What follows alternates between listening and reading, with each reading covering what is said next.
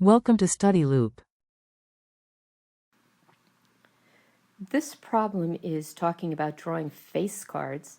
So before we can do the problem, we have to understand how many face cards there are and what the probability of success would be.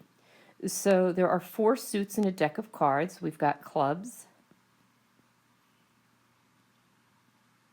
diamonds,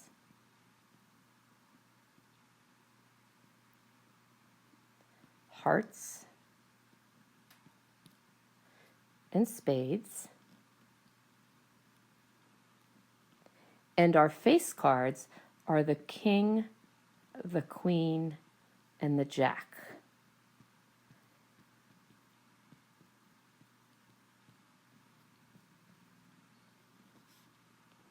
So that means there are 12 face cards.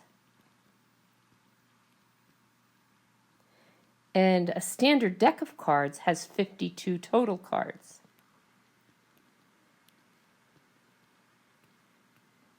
So therefore, our probability of success, or the probability of getting a face card, will be 12 out of 52.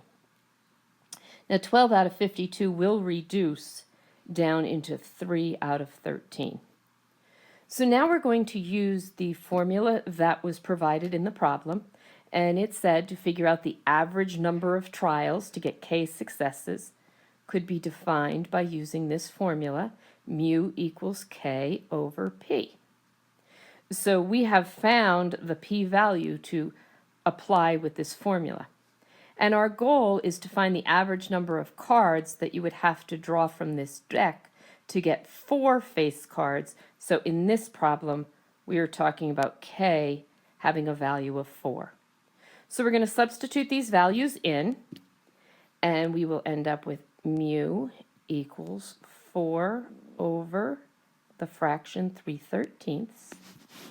And we can rewrite that saying 4 divided by 3/13, which is the same as 4 multiplied by the reciprocal,